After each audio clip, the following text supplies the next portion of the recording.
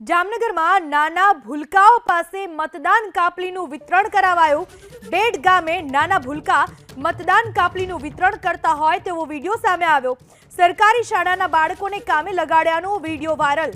ABP અસ્મિતા આ viral વિડીયોની પુષ્ટિ નથી કરતું। વાયરલ વિડીયોમાં નાના બાળકોની સાથે બીએલઓ પણ જોવા મળ્યા। એક વિડીયો વાયરલ થયો છે જે જામનગરના બેડી ગામનો વિડીયો છે।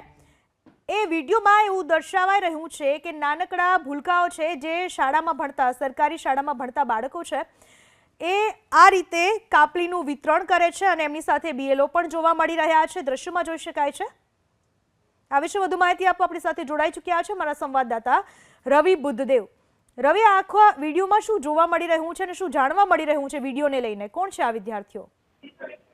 જે રીતે માહિતી સામે આવી છે તે પ્રમાણે આ વિડીયો છે જામનગર નજીક આવેલા બેડ ગામનો છે અને આજનો જ વિડીયો હોવાનું સોશિયલ મીડિયામાં વાયરલ થયો છે।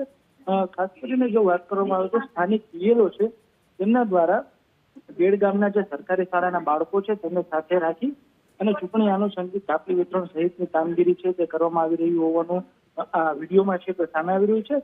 આ બાબતે ક્યાંક ને ક્યાંક પ્રશ્ન એ ઉપસ્થિત થઈ રહ્યો છે કે સરકારી કામગીરીમાં આ જે સરકારી શાળાના બાળકો છે નાના ભૂલકાઓ છે તેનો ઉપયોગ છે તે કેટલો યોગ્ય અને હવે જિલ્લાનું વહીવટી તંત્ર છે ચૂંટણી તંત્ર છે તે આ મામલે શું પગલાઓ કરે છે તે જોવાની છે।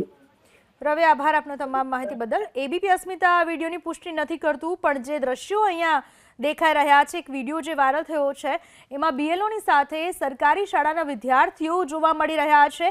એટલે કે મતદારો માટેની કાપલી વિતરણ કરવામાં આવી રહી છે, એમાં વિદ્યાર્થીઓની મદદ લેવામાં આવી હોય તેવું સ્પષ્ટપણે દેખાઈ રહ્યું છે। બપોરના તડકામાં આ વિદ્યાર્થીઓને ફેરવાઈ રહ્યા છે રસ્તાઓ પર, ગલીઓમાં, અને કારણ હતું મતદાન કાપલીનું વિતરણ કરવા માટેનું। જવાબદારી ખરેખર બાળકોની હોતી જ નથી, છતાંય બાળકોને કેમ આ રીતે સાથે રાખવામાં આવ્યા એ સૌથી મોટી નવાઈની વાત છે। બીએલઓ દુષ્યંત ચુડાસમા આપણી સાથે જોડાઈ ચૂક્યા છે। દુષ્યંતભાઈ, આ બાળકોને કેમ સાથે રાખ્યા તમે? મેડમજી, હું કાપલી વિતરણ દરમિયાન બાળકોને એટલા માટે સાથે રાખ્યા કે મેં ગામનો હું ત્યાંનો છું નહીં અને નવો છું અને મેં ગામમાં છે ને કઈ જોયું નથી, એટલા માટે મેં બાળકોને છે ને ઘર બતાવવા માટે બેન છે ને મેં સાથે રાખ્યા કે હું અહીંયા ઘર બતાવી શકું, અહીંયા આ ત્યાં છે આ ત્યાં છે અને એ રીતે એટલા માટે બાળકો નાના બાળકોની આ કોઈ જવાબદારી ના હોય। બીએલઓ સાહેબ, નાના બાળકોની આ કોઈ જવાબદારી નથી અને તમે કદાચ ઘર નથી જોયા તો એમાં સરનામા પણ આપેલા હોય, સાથે સાથે તમે એક ઘરે કાપલી આપો તો બીજા ઘરે પૂછી શકો કે ભાઈ આ ભાઈ ક્યાં રહે છે, પણ એના માટે થઈને શાળાના વિદ્યાર્થીઓને આ રીતના લઈ જવા કેટલું યોગ્ય કહી શકાય?